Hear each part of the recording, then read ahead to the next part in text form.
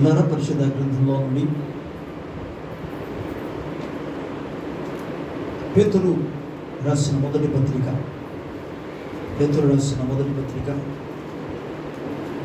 మొదటి అధ్యాయము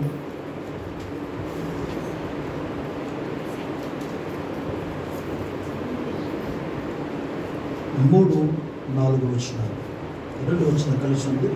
మనం వీటిని చదువుకుందాం. మన ప్రభువు యేసుక్రీస్తు తండ్రి అయిన దేవుడు స్తుతింపబడును గాక. మృతుల నుండి యేసుక్రీస్తు తిరిగి లేచుట వలన జీవముతో కూడిన నిరీక్షణ మనకు కలుగునట్లు, అనగా అక్షయమైనదియు నిర్మలమైనదియు వాడబారినదియు అయిన స్వాస్థ్యమును మనకు కలుగునట్లు ఆయన తన విశేష కనికరము చొప్పున మనలను మరలా జన్మింప చేశాడు. చిన్న ప్రార్థన. ప్రేమ కనికరం కలిగిన మా దేవాన్ని ఘనమైన గొప్ప నామములకు కృతజ్ఞతాస్తుతులు స్తోత్రాలు చెల్లించుకుంటూ మహిమపరుస్తున్నాను. మా తండ్రి, ఈ యొక్క ఉదయకాల సమయంలో నీ సన్నిధిలో ఇలాగున మేము కూడి నిన్ను ఘనపరచడానికి ఇచ్చిన అవకాశం నీ స్తోత్రాలు. నీ వాక్యము కొరకు నన్ను మేము ఎదురు చూస్తుండగా నాయన మా ఆత్మకు కావలసిన ఆత్మీయ ఆహారమును ప్రసాదించమని వేడుకుంటున్నాను. ఇహలోకములో నాయన నీ అడుగు జాడలలో నడుచున్నట్లుగా నీ వాక్యపు వెలుగులో మమ్మల్ని నడిపించమని ప్రార్థిస్తున్నాం. వినగల చెవులు, గ్రహించగలిగిన హృదయాలు మా అందరికీ మీరు అనుగ్రహించండి. నీ ఆత్మ సహాయమును కోరుకుంటున్నాము నాయన తండ్రి. నీవు నీ ప్రజలతో మాట్లాడమని ప్రార్థిస్తున్నాను. అల్పుడను నీ పాదధుడిని తండ్రి నీ దాసుని శిలువచెంత మరుగుపరిచి నీ ఆత్మాభిషేకంతో నింపిన ఆయన మాట్లాడాలి. నీ కృప మీద ఆధారపడి నువ్వు పిలిచిన దేవుడు ఎంత నమ్మదగిన వాడవని స్తుతులు చెల్లించి నీ ఆత్మ సహాయమును కోరి యేసయ్య నామములో అడిగి పొందుచున్నాము తండ్రి, ఆమె. దేవునికి స్తోత్రం. గట్టిగా హల్లెలూయా, హల్లెలూయా. ప్రియులారా, ఈ యొక్క పునరుత్థాన దినం ముందు దేవాది దేవునికి కృతజ్ఞతాస్తుతులు చెల్లిస్తూ మహిమపరుస్తున్నాం. త్రియక దేవునికే మహిమ, ఘనత, ప్రభావములు కలుగును గాక. ఆమేన్, హల్లెలూయా. అదేవిధంగా ఉదయకాల సమయంలో త్రియక దేవుని యొక్క ప్రేమ, సమాధానం మనందరికీ తోడై ఉండును గాక. ఈరోజు దైవ వాక్యములో నుండి దేవుని యొక్క సమృద్ధి, ది అబండెన్స్ ఆఫ్ గాడ్, దేవుని యొక్క సమృద్ధి లేదా దేవుని యొక్క అత్యధికమైనది.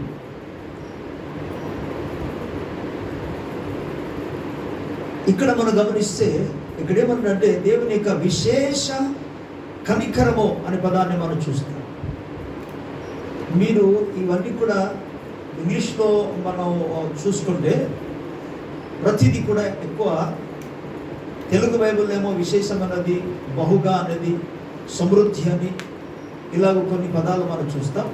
కానీ మన ఇంగ్లీష్లో తర్జుమా చూస్తే ప్రతి స్థలాల్లో కూడా, ఇక్కడ వాడబడిన ప్రతి స్థలాల్లో కూడా అబండెంట్ అనే పదం వాడబడింది. ఈ అబండెంట్ అనే ఇంగ్లీష్ పదాన్ని అనేక రకాలుగా తెలుగులో చాలా పదాలు అది పర్యాయ పదాలు మనకు కనబడతాయి. ఏదేమైనా ఒక విషయం మనం గమనించాలి, దేవుని యొక్క సమృద్ధి. ఈ దేవుని యొక్క సమృద్ధి ఏంటి అసలు? ఆయనలో ఉన్న సమృద్ధిలో కొన్ని వాటిని 7 విషయాలు ఈరోజు మనం ధ్యానం చేసుకుంటాం. మొదటిది, ఆయన ఒక విశేషమైన లేదా సమృద్ధి కనికరము. దేవుని స్తోత్రం చెప్తాం అందరూ. హల్లెలూయా చెప్పండి. మొదటిది ఏంటి? దేవుని యొక్క సమృద్ధి కనికరము లేదా విశేష కనికరము. ప్రభుకి స్తోత్రం. దేవుడు మన పట్ల చూపించిన ఒక విశేషమైన కనికరమును బట్టి, లేక సమృద్ధి అయిన ఆయన ఒక కనికరాన్ని బట్టి, the abundant mercy of God, దేవుని యొక్క విశేషమైన కనికరము, ఆయన విశేషమైన ఆ దయను బట్టి మనమందరూ కూడా చలించగలుగుచున్నాము, బ్రతకగలుగుచున్నాము, జీవించగలుగుచున్నాము. ఆయన విశేషమైన కనికరాన్ని బట్టి ప్రభు మనకు ఏమి ఇవ్వడానికి ఆయన ఇష్టపడ్డాడంటే, కింద భాగంలో మనం చూసుకుందాం. యేసుక్రీస్తు ప్రభువును తండ్రి అయిన దేవుడు మృతుల నుండి లేపుట ద్వారా జీవముతో కూడిన నిరీక్షణ మనకు కలిగినది. దేవునికి స్తోత్రం. Hello, praise the Lord. Right side ఉన్న వాళ్ళందరూ కూడా ప్రభువును స్తుతించాలి. హల్లెలూయా. ప్రతి ఒక్కరు సంఘంలో ప్రతి ఒక్క బిడ్డలు ప్రభువును కనపరచాలి. వీళ్ళ దేవుని యొక్క విశేషమైన కనికరాన్ని బట్టి లేదా సమృద్ధి అయిన కనికరాన్ని బట్టి మనకందరికీ తండ్రి అయిన దేవుడు జీవముతో కూడిన నిరీక్షణ అనుగ్రహించాడు. ఏంట నిరీక్షణ అనగా మనకు కలుగునట్టుగా అనగా ఏంటంటే అక్షయమైనది, నిర్మలమైనది, వాడబారనిదినైన స్వాస్థ్యము మనకు కలుగునట్లుగా ప్రభుకి స్తోత్రం. తన విశేష కనికరమును బట్టి, సమృద్ధి అయిన కనికరాన్ని బట్టి, అత్యధికమైన తన కనికరాన్ని బట్టి దేవుడు మనకు ఏమనుగ్రహిస్తున్నాడంటే అక్షయమైనది మనకు అనుగ్రహిస్తున్నాడు, నిర్మలమైనది ప్రభు మనకి ఇస్తున్నాడు. తర్వాత మనం చూస్తాం వాడబారనిది. అక్షయమైనది అనగా ఎన్నడూ కూడా క్షయము కానిది అనగా పాడు ఏమాత్రం కూడా చేయబడనిది, నాశనము కాపాడనిది. ప్రియులారా, ఇటువంటి అక్షయమైన వాటిని దేవుడు మనకు అనుగ్రహించిన. అక్షయమైనది ఏంటి ఈ లోకంలో ఉంది? ఈ లోకంలో అక్షయమైనది అసలు ఏమీ లేదు. ప్రభు మనకి ఏమవుతున్నాక స్వాస్థ్యము, అక్షయమైన స్వాస్థ్యం ఎక్కడంటే పరలోక రాజ్యం. అదే అక్షయమైనది. కనుక ఈ అక్షయమైన స్వాస్థ్యమును, నిర్మలమైన స్వాస్థ్యమును, వాడబారని యొక్క స్వాస్థ్యం ఇది. ఈ వాడబారని స్వాస్థ్యాన్ని దేనిని బట్టి మనకు అనుగ్రహిస్తున్నాడంటే తన యొక్క విశేషమైన కనికరమును బట్టి. ప్రభుకు స్తోత్రం కలుగును గాక. హల్లెలూయా. ఆయన కనికరమే, ఆయన విస్తారమైన ఆయన కనికరమే, ఆయన యొక్క సమృద్ధి అయిన కనికరమే, విశేషమైన కనికరమే ఈ స్వాస్థ్యము మనం పొందుకున్నట్లుగా మనకు ఆయన దయ చూపాడు. దేవునికి స్తోత్రం. ఈ స్వాస్థ్యం కానీ మనకు లేకపోతే ఈనాడు క్రైస్తవులుగా యేసుక్రీస్తు ప్రభువును మనం అంగీకరించడం నిష్ఫలం. కానీ ఇది ఎన్నడూ కూడా నిష్ఫలమో కానే కాదు. కారణం మనకు ఆయన స్వాస్థ్యాన్ని ఇవ్వబోతున్నాడు. మన కొరకు ఆ స్వాస్థ్యమును ఆయన సిద్ధపరుచున్నాడు. అద్భుతమైన స్వాస్థ్యాన్ని ప్రభు మన కొరకు సిద్ధపరుచుతున్నాడు. ప్రియులారా, క్షయమైన వాటి కొరకు మానవుడు ఈ దినాల్లో ఎంతో ప్రయాసపడుచున్నాడు. తెల్లవారు మొదలుకొని 127వ కీర్తన ప్రకారముగా ఒకడు వేకువనే లేచి పగలంతా కష్టపడి శ్రమపడి చాలా రాత్రి అయిన తర్వాత తన కష్టార్జితమును ఆయన భుజించుచు నిద్రపోతాడండి. 3వ వచనంలో ఆయన మాట్లాడుతుంటాడు, అయితే తన ప్రియులు నిద్రించుచుండగా ఆయన వారికి ఇచ్చుచున్నాడు అని. ప్రభుకు స్తోత్రం. దేవుని ప్రజలారా, దేవుడు తాను ప్రేమించిన వారి కొరకు, తాను కృప చూపించిన వారి కొరకు, తన కనికరాన్ని చూపించిన వారిని విశేషమైన ఈ అద్భుతమైన అక్షయమైన స్వాస్థ్యం మనకు అనుగ్రహించాడు. నేను అందుకు చెప్తాను, క్షయమైన వాటి కొరకు మానవుడు వేకువనే లేచి చాలా రాత్రి వరకు ప్రయాసపడుచున్నాడు.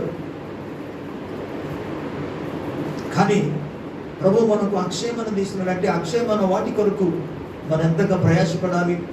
కానీ మనము ప్రయాసపడకుండా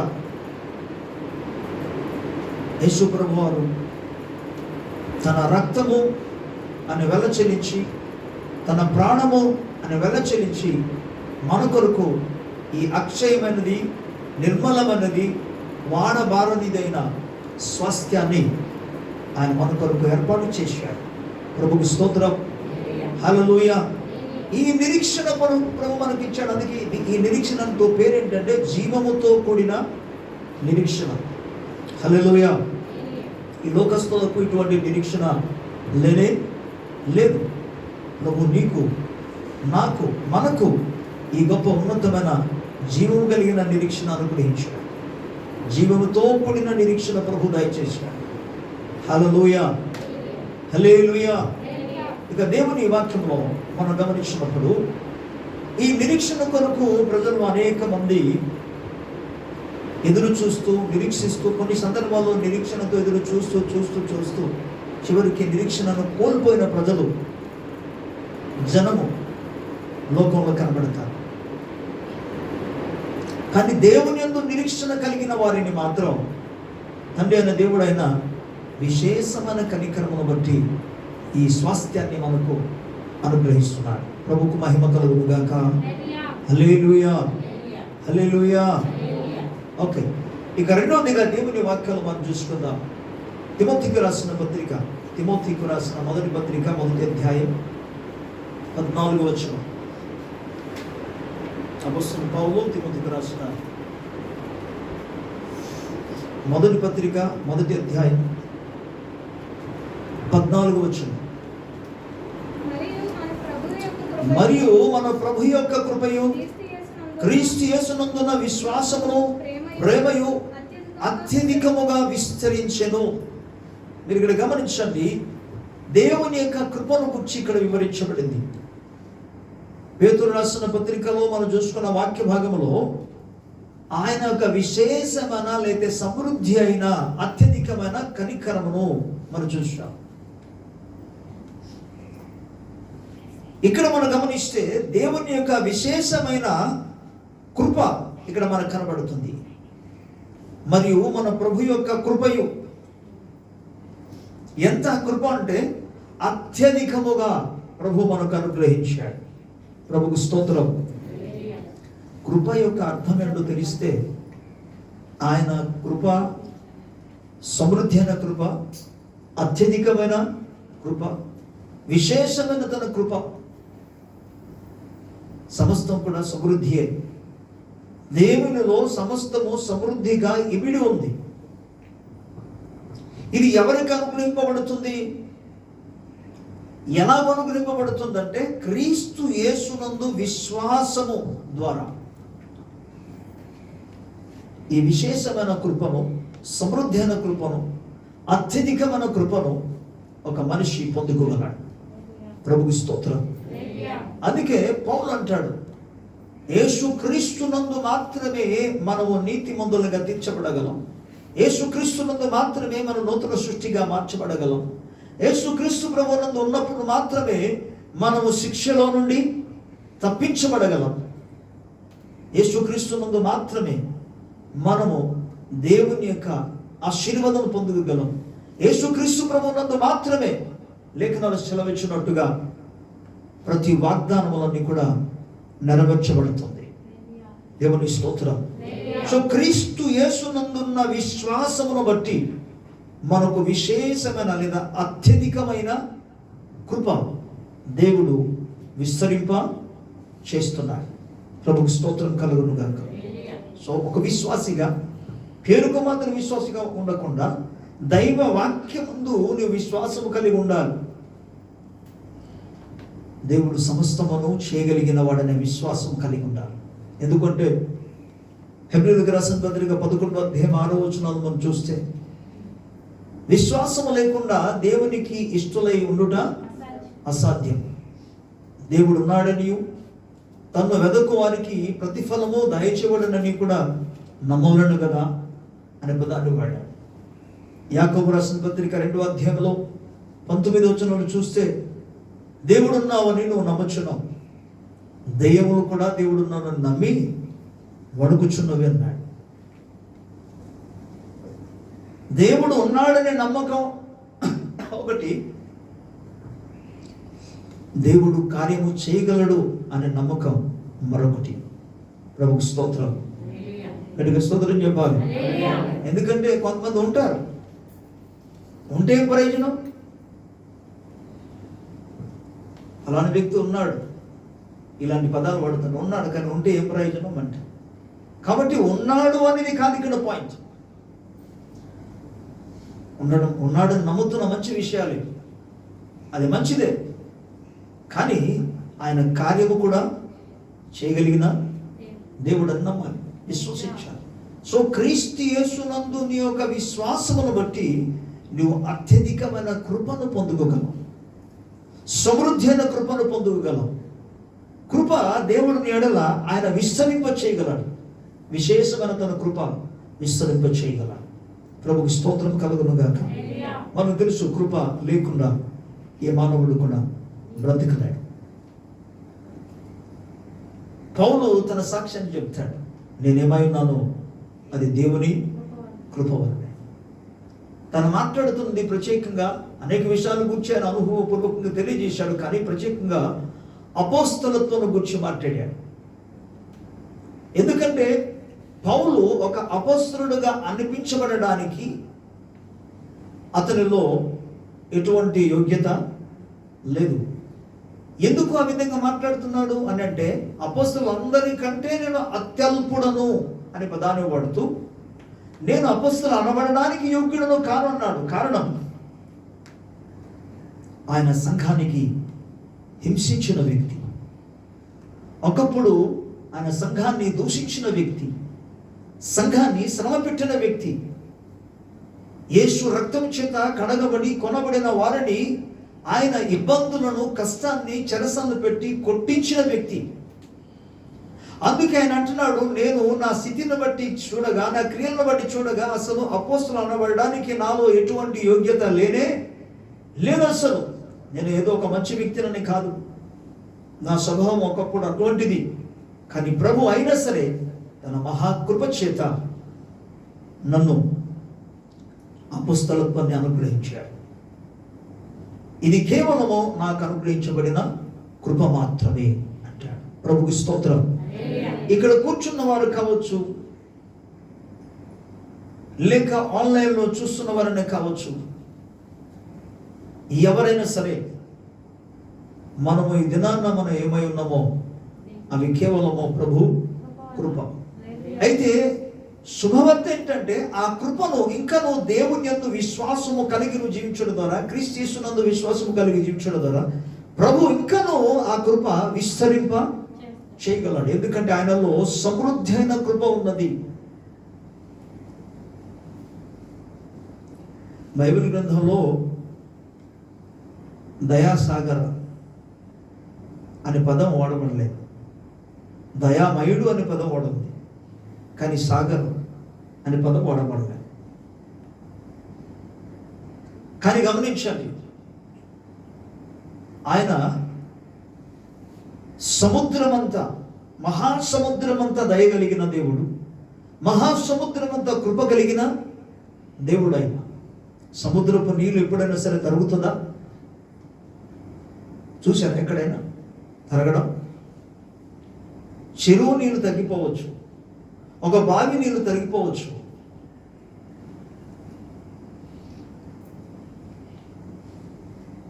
ఏటి నీళ్ళు తగ్గిపోవచ్చు, కానీ సముద్రపు నీళ్ళు ఎన్నడూ కూడా తగ్గదు. ఇక్కడ ఏమంటాడంటే, దేవుని యొక్క కృప కూడా సముద్రమంత సమృద్ధి కలిగినది. ఆయన కనికరము సమృద్ధి ఎంత అంటే సముద్రమంతా సమృద్ధి కలిగినది. ప్రభుకు స్తోత్రం. ఈరోజు నువ్వు పొందుకున్న దేవుని కృప అంటే నువ్వు ఏమైనావో అది ప్రభు వలన కలిగింది కనుక, అది కృప వలన కాబట్టి. ఎందుకంటే మన భక్తి వలన మనం పొందుకున్నది ఇక్కడ ఏమి లేదు. మన రక్షణ పొందుకుంది భక్తి వలన కాదు, కేవలం జస్ట్ యేసుక్రీస్తు ప్రభు నామందు విశ్వాసం ఉంచుట ద్వారా, యేసుక్రీస్తు ప్రభు వారి శిలువ బలియాగమందు విశ్వాసం ఉంచుట ద్వారా, ఆయన మరణ పునరుత్థానము అందు విశ్వాసం ఉంచుట ద్వారా మనం నీతిమంతులుగా తీర్చబడ్డాం. దర్శాలంతే. ఇది కృపమూలంగా కలిగింది. మనకు తెలుసు ప్రియులారా, ఈ లోకంలో ఇప్పుడు ఒక వ్యక్తి ఏదైనా స్థలం కొనాలనుకుంటే, ప్రత్యేకంగా పట్టణాల్లో, దాని వెల ఎంతో, అది ఎంత కష్టకరంగా ఉంటుందో మనుషులు తెలుసు. భూలోకంలోనే నువ్వు స్థలం కొనుక్కోవడానికి నీకు అంత ఇబ్బందిగా ఉంటే, కోట్లు కావాలి. ఇప్పుడు స్థలం కావాలంటే 100 గజాలు కొనాలంటే ఇప్పుడు కోట్ల రూపాయలు ఉండాలి. కోట్ల రూపాయలు ఉంటేనే తప్ప ఉంటుంది కదా. పరిస్థితి అలా మారింది. ప్రియమైన దేవుని బిడ్డలారా, అటువంటిది పరలోక రాజ్యంలో వాడబారనిది, అక్షయమైనది, నిర్మలమైనది ఆ స్వాస్థ్యాన్ని ప్రభు మనకు దేన్ని బట్టి ఇచ్చాడు? మనం వెల చెల్లించినందుకు ఇచ్చాడా? మరలా మీకు చెప్తున్నాను, ఆయన యొక్క విశేషమైన, చెప్పాలందరూ, కనికరము, విశేషమైన కృపను బట్టి మాత్రం ప్రభు మనకు అనుగ్రహించాడు. అయితే అంత మాత్రం కాదు, ఆయన కృప కానీ ఆయన యొక్క కనికరము కానీ అది సమృద్ధి అనేది కాబట్టి, సముద్రం అంతా సమృద్ధి అనేది కాబట్టి నీవు ఎంతైనా, అందుకే మరో పదాన్ని చెప్పాలంటే he is the El Shaddai God. That means he is the almighty God, all sufficient God, సర్వ సమృద్ధి కలిగిన వాడు, ప్రతి పరిస్థితికి చాలిన దేవుడైన. You can draw as much as you can draw. నువ్వు ఎంతవరకు ఆయన దగ్గర నుండి తీసుకోగలవు అంతవరకు తీసుకోగలవు. బికాస్ ఆయనలో నువ్వు ఎంత తీసుకుంటున్నా సరే, ఎంత ఆయన నుండి నువ్వు పుచ్చుకుంటున్నా సరే, అది ఎన్నడూ కూడా తరగదు. తరగని ఆయన కృప, ఎన్నడూ తరగిపోని ఆయన యొక్క కనికరం. That is called the abundant grace of God, the abundant mercy of God. So ఆయన కనికరము వలన మనకు అక్షయమైన స్వాస్థ్యం ఇస్తున్నాడు. ఆయన కృప వలన ప్రియులారా, ఆయనందు విశ్వాసం వచ్చుట ద్వారా ప్రభు మనకు అక్షయమైన లేకపోతే విస్తారమైన యొక్క ప్రేమను, కృపను ప్రభు మనకు అనుగ్రహిస్తున్నాడు. ప్రభువు స్తోత్రం కలుగును గాక. హల్లెలూయా. నిజానికి ఆయన విశ్వాసమును, ప్రేమ కూడా ప్రభు అనుగ్రహిస్తున్నాడు. విస్తారమైన ప్రేమ మన హృదయంలో తన ప్రేమను ఆయన కుమ్మరిస్తున్నాడు. తన కృపను బట్టి ఆయన మనల్ని ప్రేమిస్తున్నాడు. ఎలాంటి వారి కోసం ఆయన ప్రేమించి ప్రాణం పెట్టాడంటే నీతిమంతుల కోసం కాదు. యేసు ప్రభు అందుకే చెప్పాడు, నేను నీతిమంతుల కొరకు రాలేదు, పాపుల కొరకు వచ్చాను. అంటే మనము పాపముల చేతను, అపరాధముల చేతను చచ్చిన వారమే ఉండగా భక్తిహీనులైన మన కోసం ఆయన తన ప్రాణాన్ని పెట్టాడు. ఇందులో దేవుని ప్రేమ ఎంత అధికముగా ఉన్నదో మనకు వెల్లడవుతుంది. అందులో ఆయన ప్రేమ ప్రత్యక్షపరచబడుతుంది. ఎందుకంటే మనము పడవలసిన శిక్ష, మనము పొందవలసిన శిక్ష, మనం పొందవలసిన తీర్పు, దానికి ప్రతి బదులుగా క్రీస్తు మనకు బదులుగా, మనకు ప్రతిగా ఆయన శిలువలో బలియాగం చేయబడ్డాడు. మన శిక్షను అనుభవించాడు. ఇందులో దేవుని ప్రేమ ప్రత్యక్షపరచబడుతుంది. ప్రభుకు స్తోత్రం. ఇక మూడవదిగా యెషయా గ్రంథం 55వ అధ్యాయం, యెషయా గ్రంథం 55వ అధ్యాయం ఒకసారి 7వ వచనాన్ని మనం చూసుకుందాం. ప్రభుకు స్తోత్రం. భక్తిహీనులు తమ మార్గమును విడువవలెను, దుష్టులు తమ తలంపులను మానవలెను. వారు యెహోవా వైపు తిరిగినడలా ఆయన వారి యందు జాలిపడును. వారు మన దేవుని వైపు తిరిగినడలా ఆయన బహుగా క్షమించును. ప్రభుకు స్తోత్రం. హల్లెలూయా, హల్లెలూయా. మీరు చూడండి, ప్రభు బహుగా లేకపోతే అత్యధికముగా, సమృద్ధిగా, విశేషముగా క్షమించే దేవుడు ఆయన. ప్రభుకు స్తోత్రము కలుగును గాక. ఒక వ్యక్తి మారు మనసు కలిగి పశ్చాత్తాపముతో ప్రభు సంధానికి వెళ్ళినప్పుడు ఆయన, అందుకే లేఖనంలో సెలవిస్తుంది, ఆయన క్షమించడానికి సిద్ధ మనసు కలిగిన దేవుడు. హల్లెలూయా.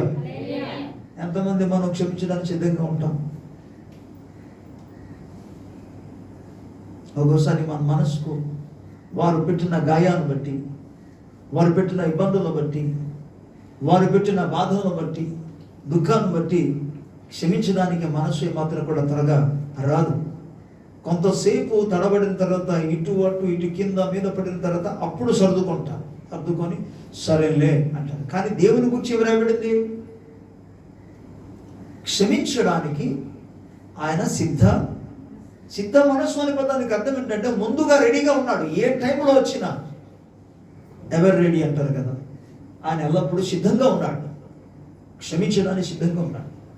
ఇక్కడ భక్తుడైన యెషయా ప్రవక్త ద్వారా ప్రభు మాట్లాడేది విషయం ఏంటంటే, పరిశుద్ధాత్మ మూలముగా ఎవరైతే తమ భక్తిహీనతను మార్గాన్ని విడిచిపెట్టి దుష్టమైన తలంపులను మానివేసి యెహోవా వైపు తిరిగిన ఎడల దేవుడు వారి పట్ల జాలి పడి ఏం చేస్తాడట? బహుగా క్షమిస్తాడు. ప్రభుకు స్తోత్రం.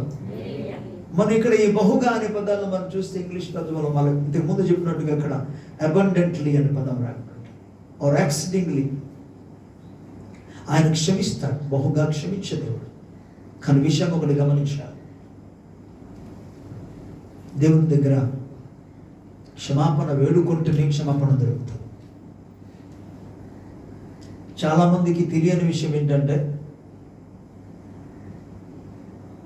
మనం ఏం చేస్తున్నా ప్రభు క్షమిస్తాడు, క్షమాపణ వేడుకోకపోయినా క్షమిస్తాడు, అర్థం చేసుకుంటాడే అనుకోవడమే పొరపాటు, అజ్ఞానం. అది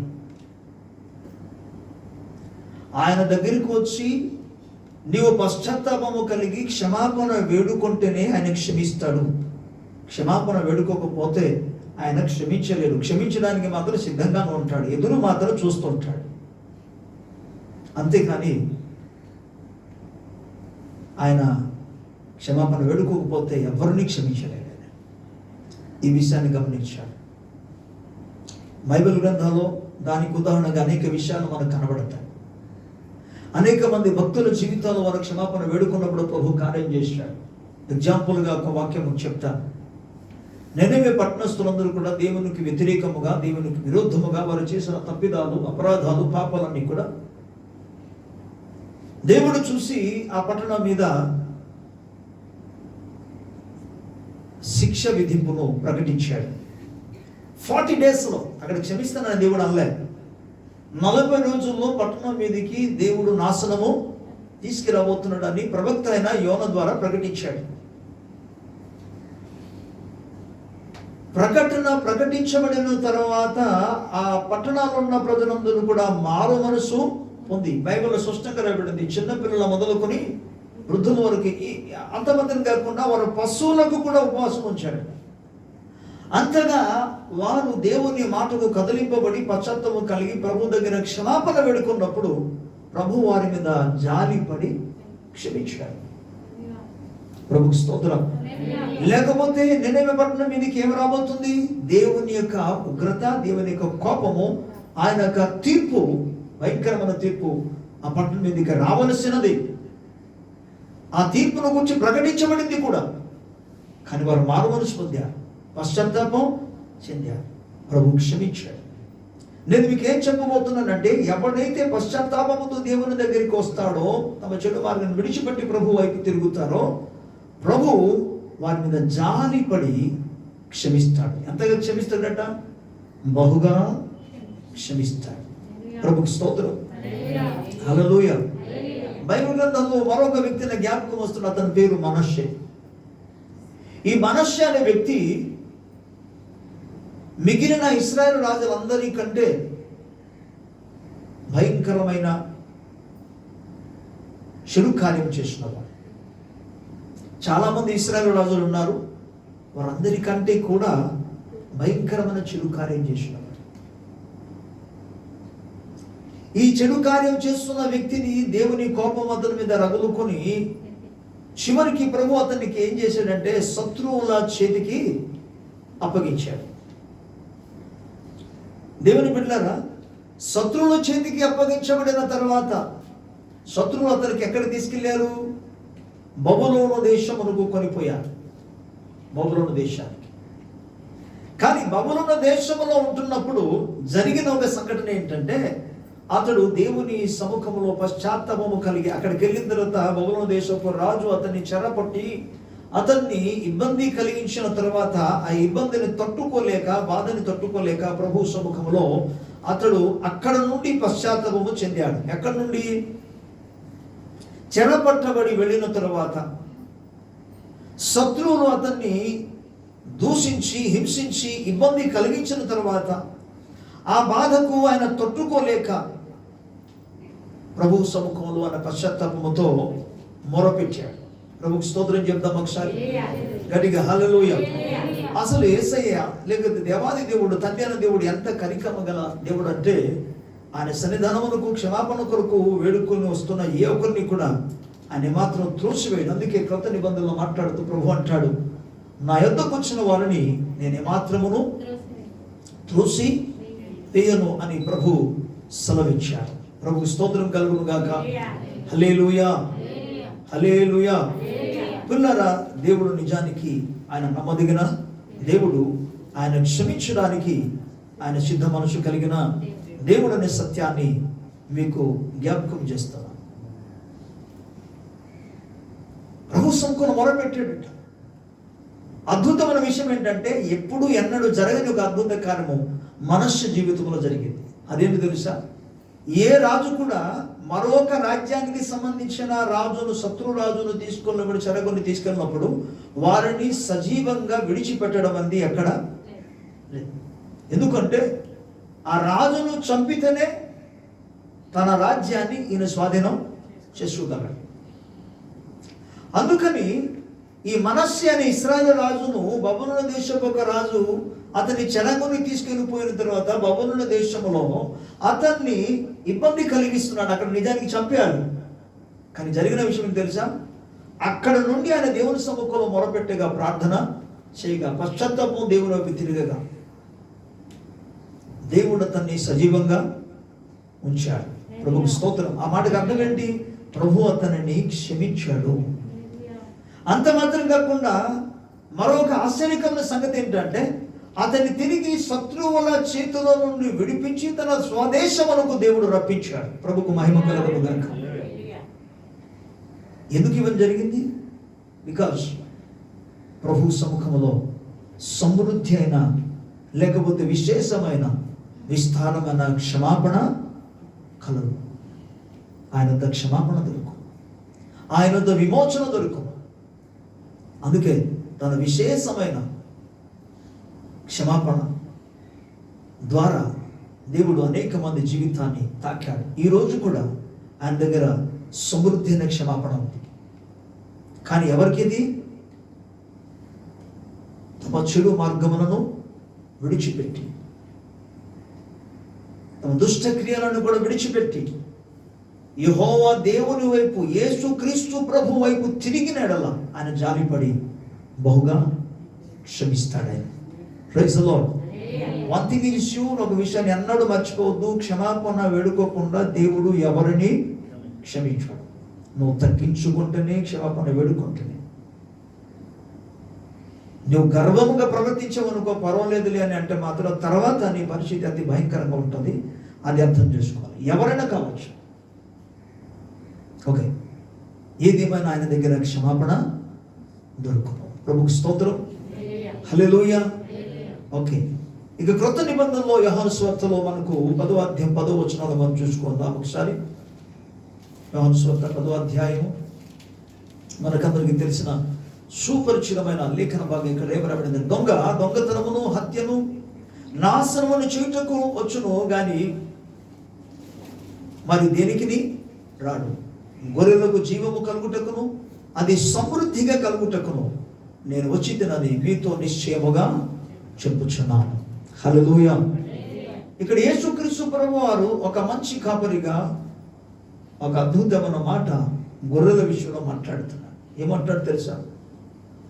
దొంగ వస్తే దొంగతనం చేయడానికి వస్తాడు, హత్య చేయడానికి వస్తాడు, నాశనం చేయడానికి వస్తాడు. మరి దేనికి రాడు? తన ఉద్దేశం అంతా ఒకటే, దొంగతనం చేయడం, హత్య చేయడం, నాశనం చేయడం.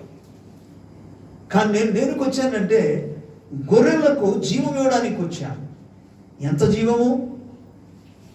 సమృద్ధి అయిన జీవం. అందరూ చెప్పండి, ఏ జీవం? సమృద్ధి జీవాన్ని ఇవ్వడానికి వచ్చాను.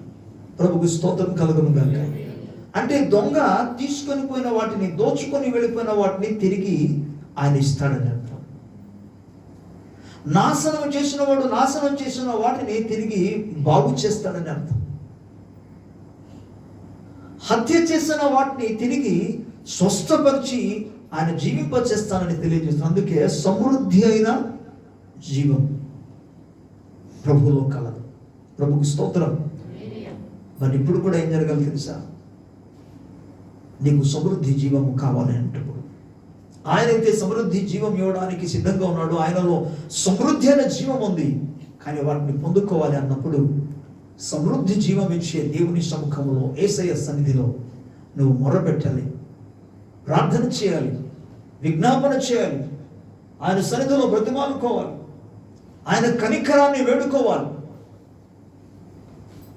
అప్పుడు ఆయన సమృద్ధి అయిన జీవాన్ని అనుగ్రహిస్తాడు. స్తోత్రం. గట్టిగా హల్లెలూయా, హల్లెలూయా.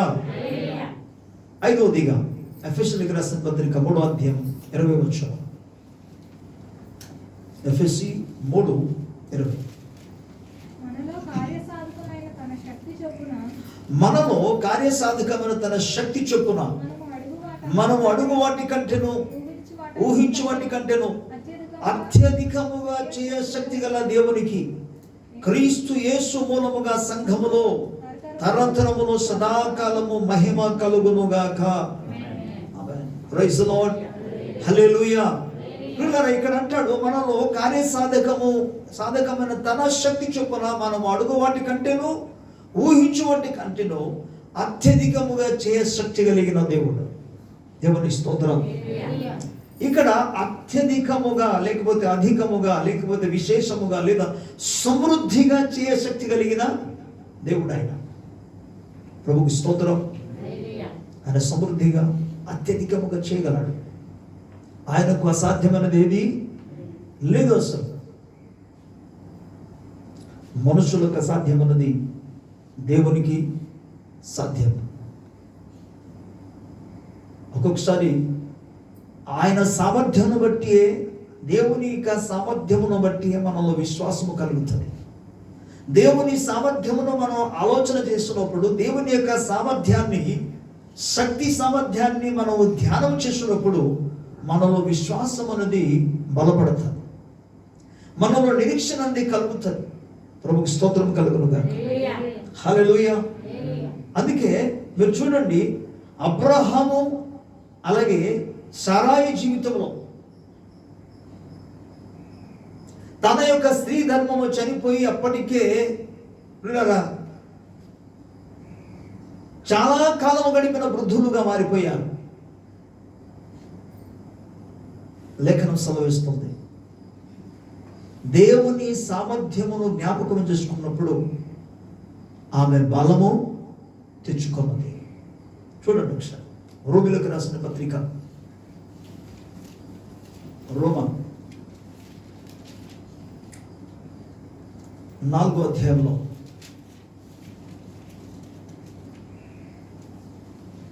17వ వచనంలో ఇలా రాయబడింది, తాను విశ్వసించిన దేవుని ఎదుట అనగా మృతులను సజీవులుగా చేయవాడును, లేని వాటిని ఉన్నట్టుగానే పిలుచువాడునైన దేవుని ఎదుట అతడు మన అందరికీ తండ్రి ఉన్నాడు. ఇందును గురించి నిన్ను అనేక జనములకు తండ్రినిగా నియమించి తినని రాయబడినది. నీ సంతానము ఇలాగుండునని చెప్పిన దాన్ని బట్టి తాను అనేక జనములకు తండ్రి అగునట్లు నిరీక్షణకు ఆధారము లేనప్పుడు అతను నిరీక్షణ కలిగి నమ్మేను. దేవునికి స్తోత్రం. 19వ వచనం, మరియు అతను విశ్వాసం నందు బలహీనుడు కాక రమారమి 100 వయస్సు గలవాడే ఉండి అప్పటికి తన శరీరము మృతతుల్యమైనట్టును శారా గర్భమును మృతతుల్యమైనట్టును ఆలోచించను గాని అవిశ్వాసం వలన దేవుని వాగ్దానమును గురించి సందేహింపక దేవుని మహిమపరిచి ఆయన వాగ్దానము చేసిన దానిని నెరవేర్చుటకు సమర్థుడని రూఢిగా విశ్వసించి విశ్వాసము వలన బలము నొందెను. దేవునికి స్తోత్రం. ఈయనకి బలం ఎప్పుడు వచ్చింది, ఎలాగొచ్చింది? దేవుని సామర్థ్యమును, ఆయన శక్తిని ధ్యానము చేస్తున్నప్పుడు. అందుకే వాక్యమును మనం ధ్యానం చేయాలి. అన్నిటికంటే ప్రియులారా, ముఖ్యంగా దేవుని యొక్క శక్తి, ఆయన యొక్క సామర్థ్యాన్ని, ఆయన ప్రభావమును, ఆయన యొక్క ప్రేమను, ఆయన యొక్క మంచితనమును, ఆయన గొప్పతనాన్ని మనము ధ్యానం చేస్తున్నప్పుడు పరిస్థితులు మృతతుల్యముగా మారిపోయిన విశ్వాసము మూలముగా మనకు బలం కలుగుతుంది. మీరు చూసారా, బలము తెచ్చుకున్నాడు. ఆమె బలము తెచ్చుకుంది, ఈయన బలము తెచ్చుకున్నాడు. ఎందుకంటే దేవుడు సమర్థుడు, చేయడానికి శక్తి కలిగిన దేవుడు. ప్రభుకు స్తోత్రం. అబ్రహాము సారాయి జీవితంలోని దేవుడు అద్భుత కార్యాలు ఇన్ని సంవత్సరాలుగా వృద్ధాప్య వయసులో దేవుడు కార్యం చేసేటప్పుడు, ఈనాడు మీ భౌతికమైన విషయాలలో, ఇహలోక సంబంధమైన వాటి విషయంలో దేవుడు కార్యం చేయలేడా? లేఖనం సెలవిస్తుంది, ఆయన కార్యము చేయడానికి అత్యధికమైన శక్తి కలిగిన దేవుడు. ప్రభుకు స్తోత్రం. మేలు చేయడానికి అత్యధికమైన శక్తి కలిగిన దేవుడు. మనలో కార్య సాధకం చేసి ఆయన శక్తి చొప్పున, అంటే నీలో ఎంతవరకు అయితే ప్రభువునందు దేవుడు ఇంతవరకు అద్భుత కార్యం చేయగలని నమ్మగలవో, నీ నమ్మిక చొప్పున ఆయన కార్యం చేయడానికి అత్యధికమైన శక్తి కలిగిన దేవుడు. ప్రభుకి స్తోత్రము కలుగును గాక. హల్లెలూయా, హల్లెలూయా. అలాగే దేవుని బిడ్డలారా, ఆరవదిగా కీర్తన గ్రంథం 37, కీర్తన గ్రంథం 37.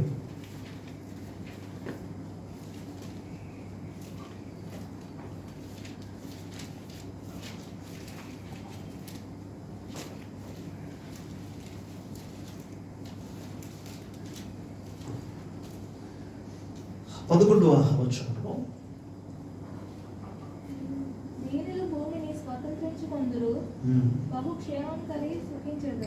దీనులు భూమిని స్వతంత్రించుకొందురు, బహుక్షేమము కలిగి సుఖించెదరు. ఈ బహుక్షేమము అనే పదాన్ని మన ఇంగ్లీషులో చూస్తే అక్కడ పీస్ అనే పదాన్ని రాయబడి, అంటే సమాధానము, లేదా మీరు క్షేమమే అనుకోండి, పర్వాలేదు.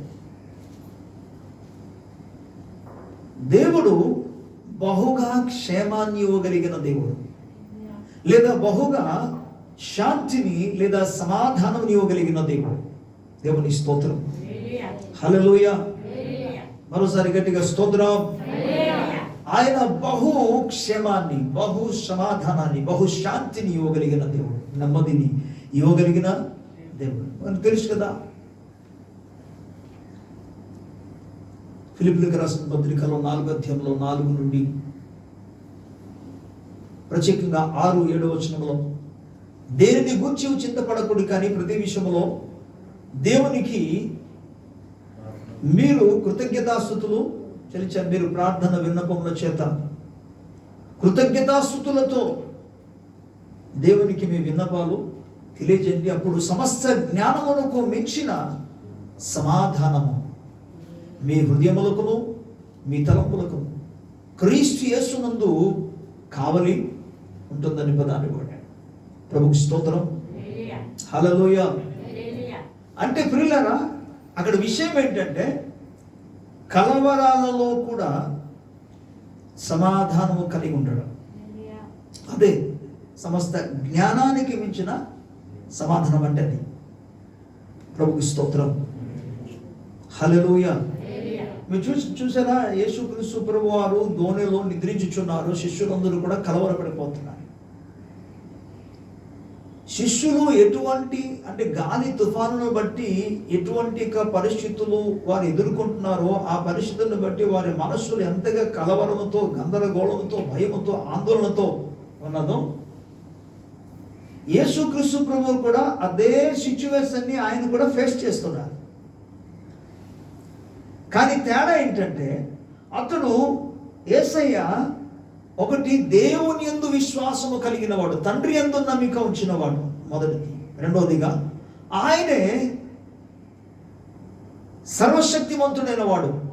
కాబట్టి గమనించండి, లేచిన వెంటనే ఏమంటాడు, మీరు ఎందుకు భయపడుచున్నారు అన్నారు. హల్లెలూయా. మీరెందుకు భయపడుచున్నారు అని. మరి ఆ పరిస్థితులు భయపడకపోతే ఎలాగండి? మీరు ఊహించండి, భయపడతా భయపడరా? ఎవరైనా అంతే. కానీ ప్రభు నీతో ఉంటే, ప్రభు సన్నిధి నీతో ఉంటే, గమనించాలి, ఒక వ్యక్తి ప్రార్థన చేస్తున్నప్పుడు, ప్రార్థన చేసి దేవుడు కార్యం చేస్తాడని నమ్మగలిగిన వాడు కలవరాల్లో కూడా సమాధానము కలిగి ఉండగలడు. ప్రభుకి స్తోత్రం. కలవరాల్లో కూడా సమాధానం కలిగి ఉండగలడు. కెరటాలలో ముంచి వేయడానికి లేచుతున్నా సరే ఒక వ్యక్తి నెమ్మదిగా ఉండగలడు. దీన్ని ఏమన్నారంటే సమస్తమైన జ్ఞానానికి మించిన సమాధానం. జ్ఞానానికి మించిన సమాధానం ఎలాగండి? ఇలా ఉండి కూడా మీరు అంత మౌనంగా ఉండగలుగుతున్నారు, లేకపోతే ఇంత ధైర్యంగా ఉండగలుగుతున్నారు, ఇంత నెమ్మదిగా ఉండగలుగుతున్నారు? పరిస్థితులు చూస్తే చాలా ప్రతికూలంగా ఉంది, చాలా భయంకరంగా ఉంది, చాలా కష్టకరంగా ఉంది. ఆయన ఎలాగ మీరు ఉండగలుగుతున్నారంటే అదే మరి దేవుడే ఆ నెమ్మదిని, ఆ సమాధానాన్ని, లేదా ఆ శాంతిని, లేక ఆ క్షేమాన్ని అనుగ్రహించేవాడు. ప్రభుకి స్తోత్రం. గట్టిగా ప్రభు స్తోత్రం చెప్తాం. ఇది ఎప్పుడు లభిస్తుంది తెలుసా? దేవుని సముఖంలో ఒక వ్యక్తి దీనులుగా ఉన్నప్పుడు. ఒక్కొక్కసారి మనకు ఆవేశాలు ఎక్కువ వచ్చేస్తుంటాయి, దాని మూలంగా బీపీ ఎక్కువ రేజ్ అయిపోతుంది. కానీ దీనుల గురించి వాక్యం మనకేం చెప్తుంది తెలుసా? ఎవరైతే దేవుని సముఖంలో దీనులుగా ఉంటారో వారు దాన్ని స్వతంత్రించుకుంటారంట. వారు క్షేమము కలిగి ఉంటారు, సమాధానము కలిగి ఉంటారు. అంటే మాటకు అర్థం ఏంటి? దేవుడు సమృద్ధి అయిన క్షేమమును, సమృద్ధి అయిన సమాధానాన్ని అనుగ్రహించే దేవుడు ఆయన. ప్రభుకు స్తోత్రం. గట్టిగా హల్లెలూయా. మరలా క్షేమాన్ని అనుగ్రహించే, సమాధానం ఇచ్చే దేవుని దగ్గరికి వెళ్ళి నువ్వు మొరపెట్టినప్పుడు, ప్రార్థన చేసినప్పుడు, బ్రతిమాలుకున్నప్పుడు దేవుడు తన సమృద్ధి క్షేమాన్ని అనుగ్రహిస్తాడు. ఇక చివరిగా 7వది ఫిలిప్పీయులకు రాసిన పత్రిక 1వ అధ్యాయం. అపొస్తలుడైన పౌలు ఫిలిప్పీయులకు రాసిన పత్రిక 1వ అధ్యాయం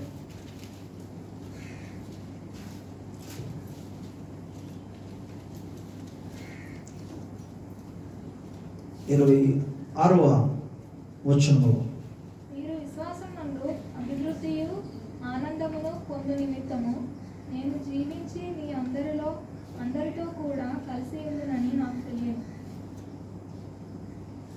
ఓకే, ఇది 25, 26 రెండు తెలుగు కలిసి ఉంది కాబట్టి 2 వచనాలు మనం కలిపి చదువుదాం. మరియు ఇట్టి నమ్మకము కలిగి నేను మరలా మీతో కలిసి ఉండుట చేత నన్ను గూర్చి క్రీస్తు యేసునందు మీకున్న అతిశయం అధికమగునట్లు మీరు విశ్వాసమునందు అభివృద్ధియు ఆనందమును పొందు నిమిత్తం నేను జీవించి మీ అందరితో కూడా కలిసి ఉండునని నాకు తెలియదు.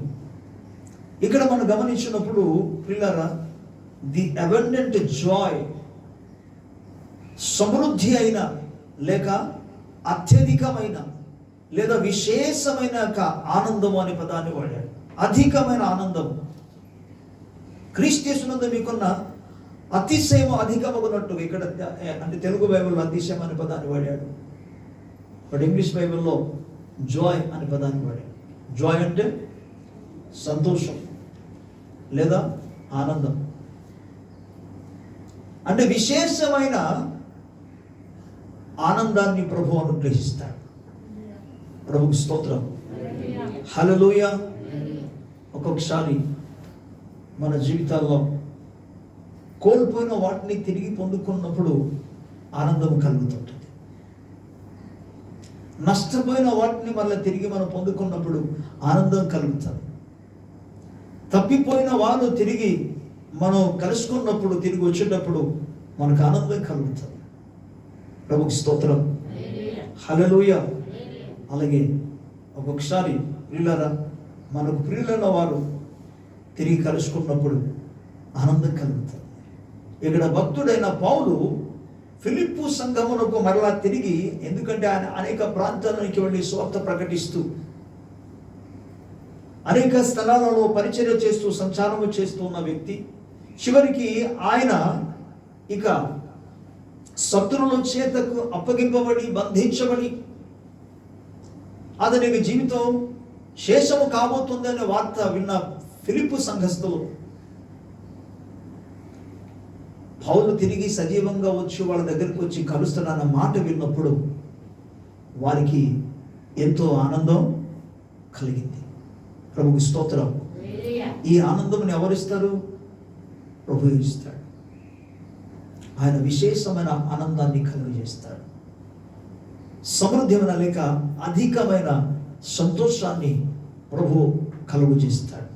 ప్రభుకి స్తోత్రం. ఆయన కార్యముల చేత ఆనందింపజేసే దేవుడు. అందుకే లేఖనం సెలవిస్తుంది, ఆయన దేవుని యొక్క ఆయన మందిరమందు మేలు చేత ఆయన తృప్తిపరిచే దేవుడు అనే లేఖనం మనం జ్ఞాపకం చేస్తుంది. ప్రభుకి స్తోత్రం. పిల్లరా, ఈరోజు మనం వింటున్న వాక్యం ఒకటే, దేవుని యొక్క సమృద్ధి.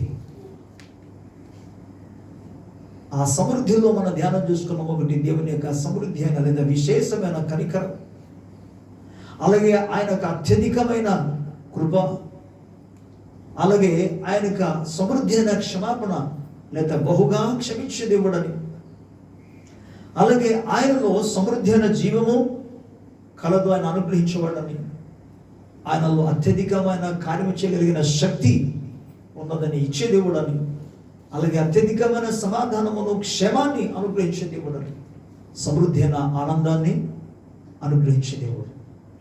పిల్లరా, ఈ సమస్తము ప్రభు సముఖంలో మాత్రం దొరుకుతుంది. కాబట్టి ఇటువంటి సమృద్ధి గల దేవుని సముఖంలో మనందరూ కూడా కలుగుసుకొని ఆయన సమృద్ధి అయిన దయ కనికరము, ఆయన యొక్క సమృద్ధి అయిన క్షమాపణ, సమృద్ధి అయిన నిత్య జీవము, సమృద్ధి అయిన శక్తి చేత బలమైన కార్యమును ప్రభు జరిపించినట్లుగా ఆయన యొక్క సమృద్ధి అయిన సమాధానాన్ని, సమృద్ధి ఆనందాన్ని ప్రభు మనకు అనుగ్రహించినట్టుగా మనం ప్రార్థన చేసుకుందాం. అందరూ కూడా తలలోంచి ప్రార్థన చేసుకోండి. విన్న వాక్యాన్ని హృదయంలో ఫలించేటట్టుగా అందరూ ప్రార్థనలో చేస్తుండగా మన మధ్య సోదరు పాల్గొని వచ్చి అంశాలు ప్రార్థిస్తారు. మన ప్రార్థనలు అందరూ ఏకీపిద్దాం. దేవుని స్తోత్రం.